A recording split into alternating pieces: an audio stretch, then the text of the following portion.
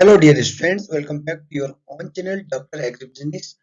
आज हम बात करेंगे एग्रीकल्चर फाइनेंस एंड कोऑपरेशन की, जो कि एक सेपरेट कोर्स है और एक सेपरेट वीडियो लेक्चर सीरीज जो है हम यहाँ से शुरू करने जा रहे हैं। पर्टिकुलर कोर्स पे हम जो इम्पोर्टेंट टॉपिक्स है उन पे हम सेपरेट वीडियोस लेके आएंगे सीरीज में, और इस सीरीज का पहला लेक्चर आज आपके सामने है। लेक्चर में हम डिस्कस करेंगे एग्रीकल्चर फाइनेंस से संबंधित बेसिक जानकारी, that is meaning, definition, nature and importance of agriculture finance. चलिए डिस्कस करते हैं क्या इस पर्टिकुलर वीडियो में डिस्कस करने जा रहे हैं।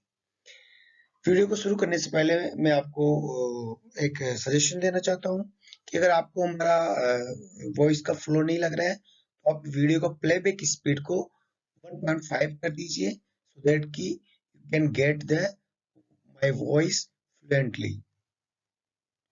In this particular video, we are going to discuss about the basic aspect of agriculture finance, introductory part of agriculture finance, in which we are going to discuss meaning, definition, nature and importance of agriculture finance, along with some important questions related to this particular chapter.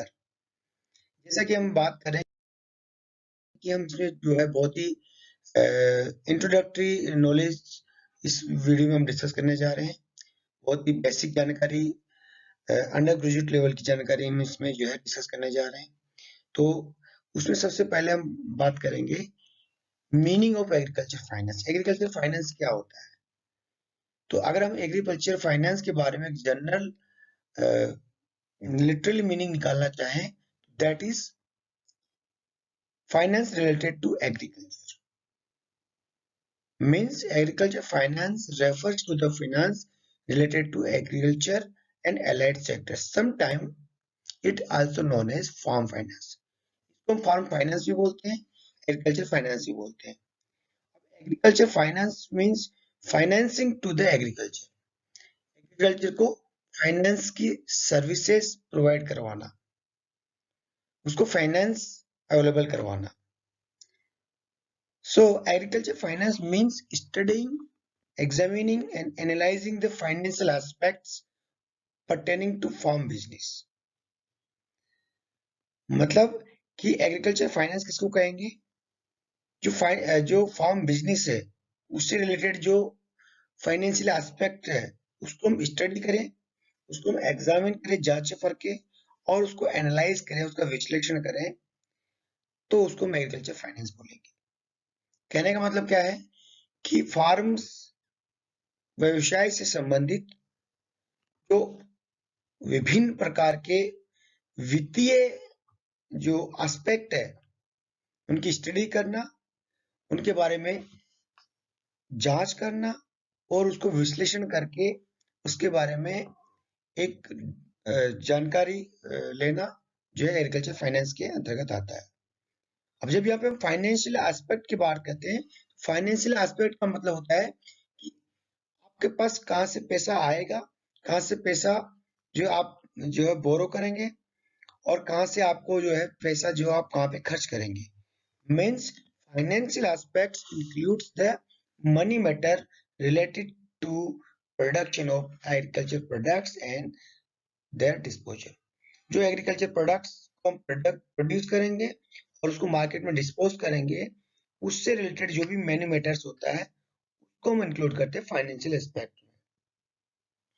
कहने का मतलब क्या होता है कि कृषि क्षेत्र, कृषि के लिए जो भी हमारे पास फाइनेंस की जो सोर्सेज है, फाइनेंस का जो एक्सपेंडिचर है, उसके जो डिफरेंट एस्पेक्ट्स है उसको स्टडी, उसको एग्जामिनेशन, उसका एनालाइज जो है वो एग्रीकल्चर फाइनेंस में आता है। तो एग्रीकल्चर फाइनेंस का जो टर्म है ना, ये वो बड़ा टर्म है। तो अभी आगे की स्लाइड्स में जो है इसको तोड़ के भी हम दो तरीके से देखेंगे कि बड़ा टर्म कैसे है।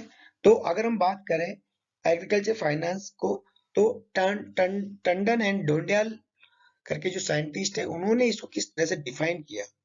उन्होंने बोला कि भाई एग्रीकल्चर फाइनेंस जो है एग्रीकल्चर इकोनॉमिक्स का एक ब्रांच है जो provision and management of bank service के साथ डील करता है।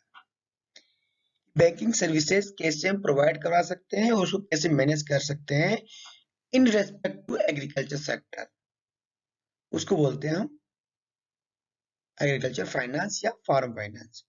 Means it is branch of agriculture economics which deals with the provision and management of banking services and financial resources related to farm units, individual farm units। कि हम किसी भी farm unit से related जो financial resources है, जो banking services है, उनको कैसे प्रोवाइड करवाएं और कैसे उसको मैनेज करें। ठीक है, तो agriculture finance is nothing but it is a branch of agriculture economics which deals with the provision and management of bank services and financial resources related to individual farm units। इसके अलावा agriculture finance is also the study of financial intermediaries who provide loanable funds for agriculture production। Agriculture finance में ऐसे financial intermediaries को या organisation को भी हम include करते हैं जो एग्रीकल्चर प्रोडक्शन के लिए फंड्स अवेलेबल करवाता है, लोन प्रोवाइड करता है, जिसमें बैंक्स हो गए, नॉन बैंकिंग फाइनेंशियल इंस्टीट्यूशंस हो गए, और किसी प्रकार के इंस्टीट्यूशंस हो गए, उस सबके स्टडी भी हम इसके अंतर्गत करते हैं। कहने का मतलब एग्रीकल्चर फाइनेंस का मतलब सिंपल सा जो है बैंक लोन नहीं है, उस कृषि क्षेत्र को हम किस प्रकार से फाइनेंस अवेलेबल करवा रहे हैं, उसके डिफरेंट एस्पेक्ट को हम एनालाइज कर रहे हैं, उसमें उसके डिफरेंट फाइनेंशियल इंस्टीट्यूशंस है, ऑर्गेनाइजेशन है, उसकी स्टडी कर रहे हैं। सारी चीजें जो है एग्रीकल्चर फाइनेंस में आ जाता है। Means agriculture finance is generally is considered a broader term rather than a narrow sense। तो अब हम बात करते हैं कि इसकी डेफिनेशंस की। तो कुछ हम डेफिनेशंस आप डिस्कस करेंगे, क्योंकि कई बार आपको एग्जाम में पूछा जाता है कि डिफाइन द एग्रीकल्चर फाइनेंस, तब वहां पे आपको सिंपली इसका डेफिनेशन लिख देना है दैट कि आपको उचित मार्क्स जो है मिल जाए। अब पहला जो डेफिनेशन है according to Warren F Lee, according to Warren F Lee, agriculture finance may be defined as the economic study of acquisition and use of capital in agriculture।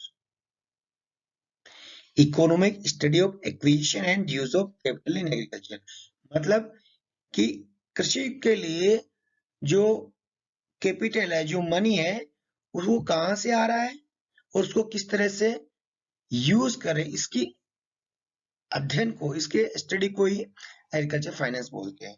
और ये क्या होता है, जनरली ये डील करता है demand and supply of funds in agriculture sector of the economy.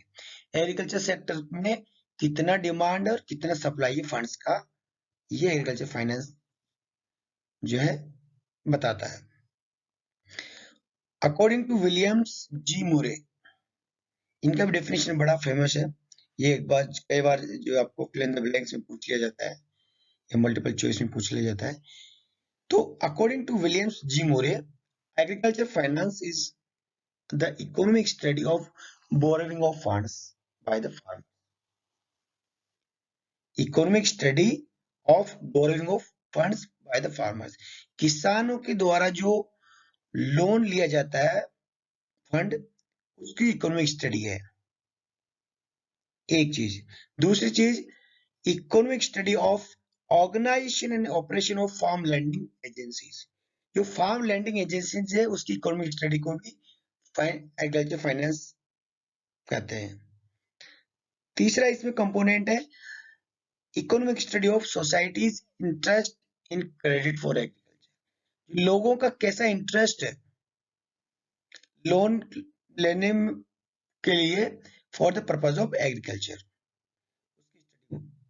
Agriculture finance कहलाता है। तो मूरे के हिसाब से agriculture finance is the economic study of borrowing of funds by the farmers of the organization and operation of farm lending agencies, and society's interest in credit for the purpose of agriculture. This is the definition given by the Murray. अब बात करते हैं nature of agriculture finance. देखिए, agriculture finance is the branch of economics. Agriculture finance is the economic study of funds borrowed by the farmers. ये हमने अभी तक देखा. आप कहते हैं कि नेचर कैसे? भाई इसका नेचर दो प्रकार का नेचर है. एग्रीकल्चर फाइनेंस को हम दो प्रकार से डील कर सकते हैं, स्टडी कर सकते हैं. First one is macro finance, second one is micro finance. Macro finance क्या होता है? मैक्रो मीन्स ब्रॉडर और माइक्रो मीन्स नैरोअर. तो मैक्रो मीन्स बड़ा फाइनेंस. उसका मतलब क्या होता है? Macro finance deals with the different sources of raising funds for agriculture as a whole in the economy. मतलब पूरे एग्रीकल्चर सेक्टर, अगर देश में हम पूरे एग्रीकल्चर सेक्टर के लिए फंड्स की जरूरतों को अध्ययन करें तो वो आपको मैक्रो फाइनेंस में आएगी. क्योंकि अब हम पूरा एग्रीकल्चर सेक्टर की बात कर रहे हैं, पूरी इकोनॉमी में जो एग्रीकल्चर सेक्टर उसकी बात कर रहे हैं. And it is also concern with the lending procedures, rules, regulation, monitoring, controlling procedure of different agricultural institutions. अब इसमें केवल डिफरेंट सोर्सेज ऑफ फंड्स ही नहीं आता है, उसके अलावा जो बहुत सारे एग्रीकल्चर इंस्टीट्यूशंस है, उनका लैंडिंग प्रोसीजर क्या है, उनके रूल्स रेगुलेशन क्या है, उसकी मॉनिटरिंग एंड कंट्रोलिंग प्रोसीजर क्या है, इस सबका स्टडी भी मैक्रो फाइनेंस में आ जाता है. मैक्रो फाइनेंस का मतलब कि हम इकोनॉमी लेवल पे पूरे सेक्टर्स का स्टडी करें. मतलब डिफरेंट सोर्सेज क्या हो सकते हैं, कितना एक्सपेंडिचर, उसकी डिमांड सप्लाई क्या हो सकती है फंड्स की, और लैंडिंग प्रोसीजर्स क्या हो सकते हैं, और बैंकिंग जो ऑर्गेनाइजेशंस हैं उसके रूल्स रेगुलेशंस क्या हो सकते हैं. All comes under the macro finance. उसके अलावा माइक्रो फाइनेंस की हम बात करें, माइक्रो फाइनेंस का मतलब है the financing to the agriculture at individual farm level. अगर हम किसी एक फार्म की, एक इंडिविजुअल फार्म की बात करें कि वहां पे कहाँ से डिफरेंट सोर्सेज से जो है आपका फंड्स आता है, कैसे कैसे वो उसको एक्सपेंडिचर प्लान करता है, और किस तरह से उसके जो डिफरेंट फाइनेंशियल एस्पेक्ट है वो प्लान करता है फार्मर, तो उसको बोलेंगे माइक्रो फाइनेंस.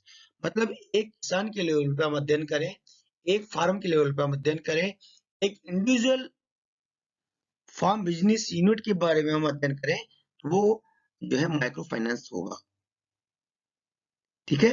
तो इसमें क्या करता है? It is concerned with the study as how an individual farmer consider various sources of credit to be borrowed from each source and how he allocate the same among the alternative uses within the farm.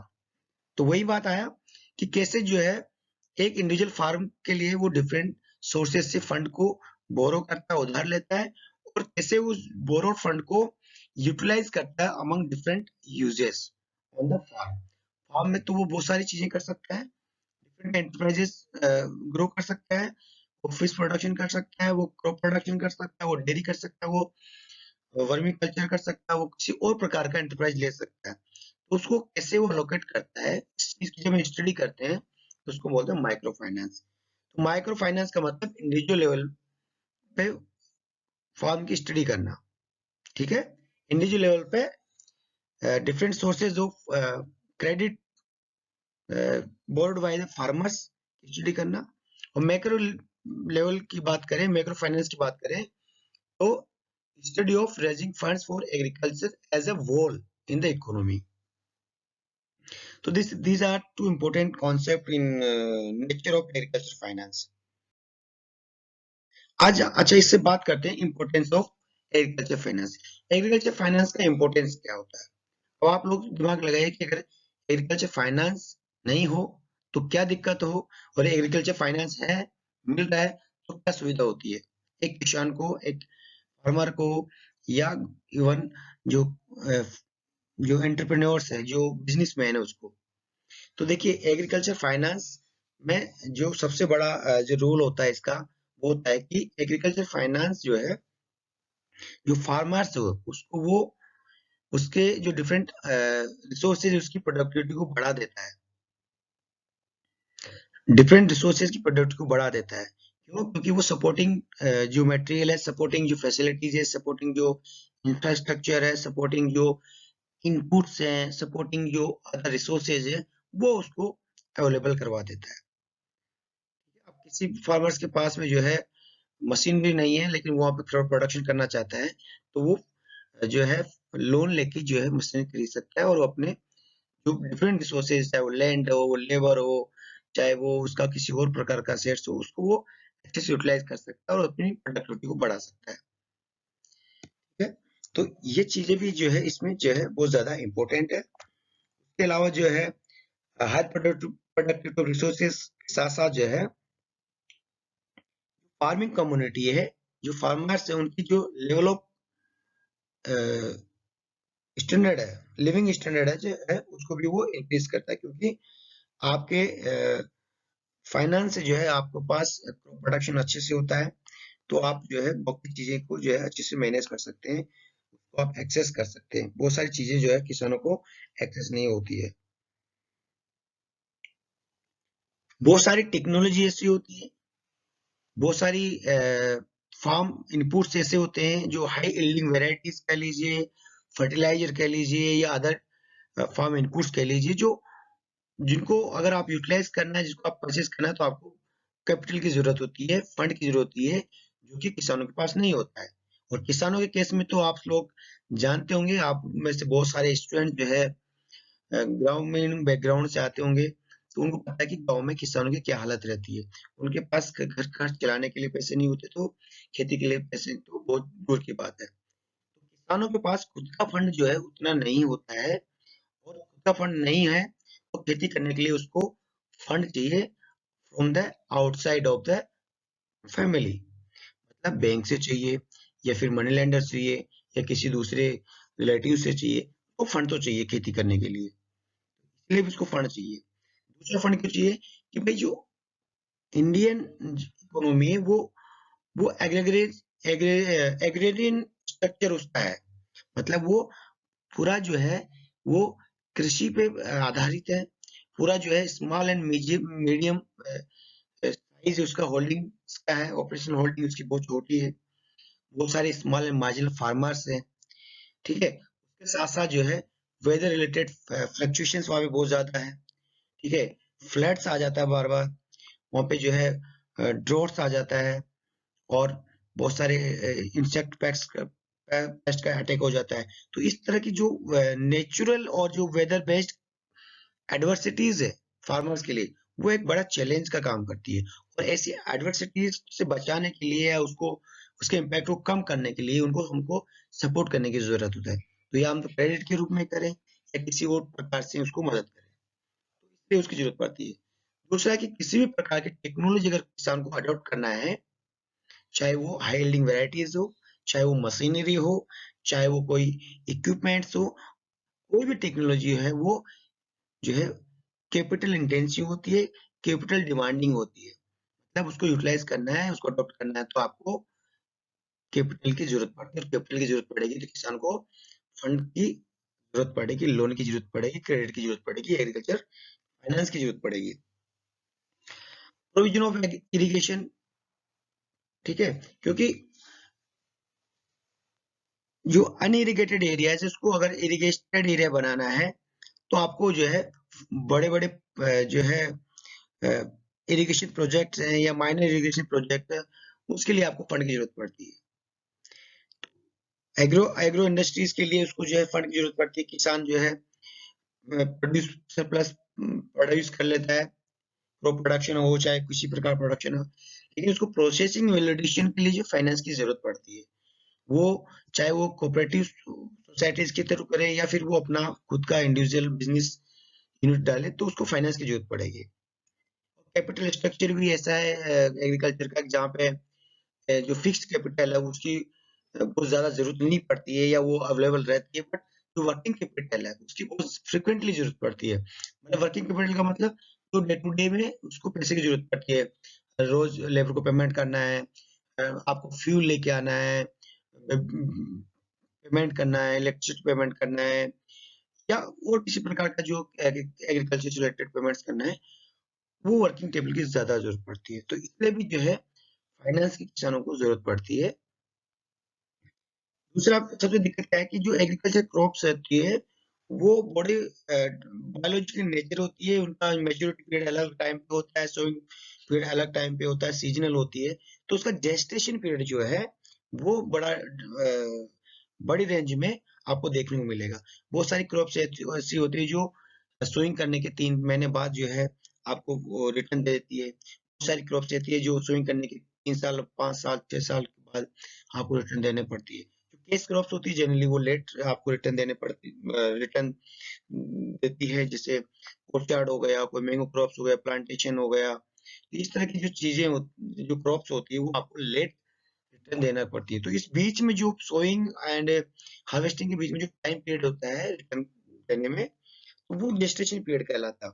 तो इसकी वजह से अभी मान लीजिए कोई farmer जो है आज सोइंग कर दिया और उसको 5 साल बाद में वहां से रिटर्न मिलने लगेगा, तो उस बीच में उसको खर्चा तो चाहिए, चाहे वो उसकी मेंटेनेंस के लिए चाहिए, चाहे उसकी रिकरिंग एक्सपेंडिचर को मीट आउट करने के लिए चाहिए, लेकिन चाहिए। तो ये भी इसकी वजह से उसको जो है एग्रीकल्चर फाइनेंस की जरूरत पड़ती है। और इसके अलावा बहुत सारा इंफ्रास्ट्रक्चरल डेवलपमेंट के लिए पैसा चाहिए, चाहे वो ट्रांसपोर्टेशन हो, कोल्ड स्टोरेज हो, वेयर हाउसेज हो, रोड्स हो, इलेक्ट्रिसिटी हो, या किसी और प्रकार का स्ट्रक्चर बनाना हो, तो उनको फंड की जरूरत पड़ती है। कहने का मतलब है कि एग्रीकल्चर फाइनेंस जो है फार्मर्स के लिए और एग्रीकल्चर के लिए बहुत ज्यादा जरूरी है, बहुत ही ज्यादा इम्पोर्टेंट है, और उसकी फार्मर्स को और फार्मिंग कम्युनिटी को जो हमेशा जरूरत रहेगी और रही है। अब बात कर लेते हैं, इसको एक हम कंक्लूड कर लेते हैं इस जो है लेक्चर को। तो लेक्चर को हम कंक्लूड करें तो देखेंगे कि भाई एग्रीकल्चर फाइनेंस जो है वो स्टडी है, एक स्टडी है, study of financing and liquidity services provides to farm borrowers means farmers. Farmers को जो हम फाइनेंशियल फैसिलिटी देते हैं, जो लिक्विडिटी सर्विसेज देते हैं, उसकी स्टडी को ही हम एग्रीकल्चर फाइनेंस बोलते हैं। उसके साथ साथ फाइनेंशियल ऑर्गेनाइजेशन है या फाइनेंशियल इंटरमीडिएटरीज है, चाहे वो बैंक हो या कोई अदर ऑर्गेनाइजेशन हो, उसकी स्टडी को भी हम जो है एग्रीकल्चर फाइनेंस में काउंट करते हैं। चाहे वो फाइनेंशियल मार्केट हो जहां से जो बैंकिंग ऑर्गेनाइजेशन उसको पैसा मिलता है।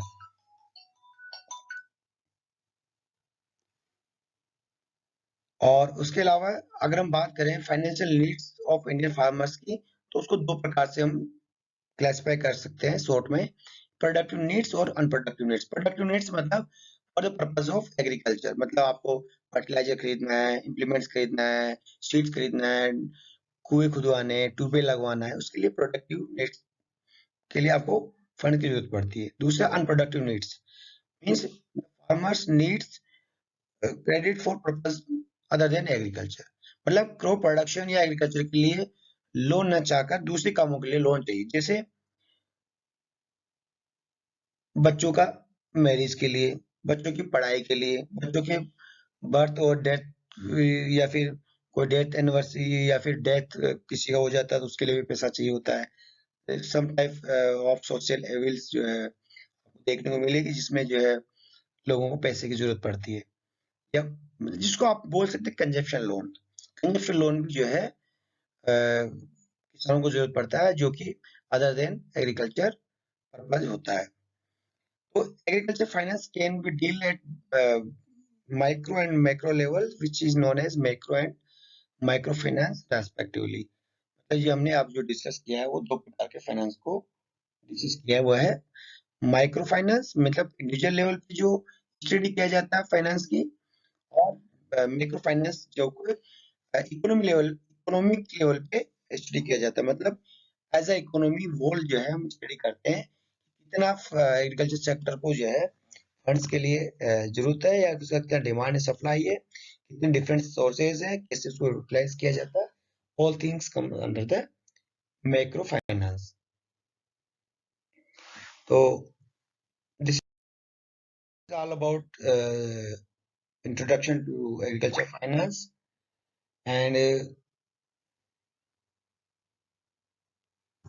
Now have a look on some important questions uh, which is may ask in your examination.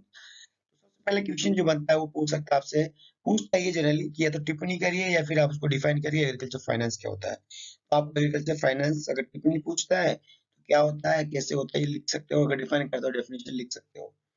उसके नेचर के बारे में पूछ पूछ सकता है, तो आपको पता है कि एग्रीकल्चर फाइनेंस का दो प्रकार नेचर है, माइक्रो फाइनेंस और मैक्रो फाइनेंस।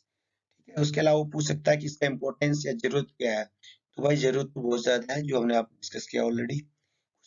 कुछ टर्म्स वो दे सकता है जिसपे आप टिप्पणी करवा सकता है कि माइक्रो फाइनेंस क्या होता है, मैक्रो फाइनेंस क्या होता है, एग्रीकल्चर फाइनेंस क्या होता है, जेस्टेशन पीरियड क्या होता है। इस तरह की वो चीजें आपसे पूछ सकता है। आपको मेंटली प्रिपेयर रहना है। Thank you for being with me. Thank you for watching this video, and I hope you will learn something from this video. If you learn something, if you like the video, please share with your friends, please share with your colleagues, and don't forget to subscribe this channel, and also share with your friends for subscribing this channel so that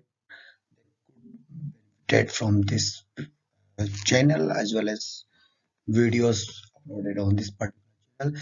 Thank you guys. Thank you for being with me. Thank you. We will meet in our next class and next lecture. Till then, take care. Bye.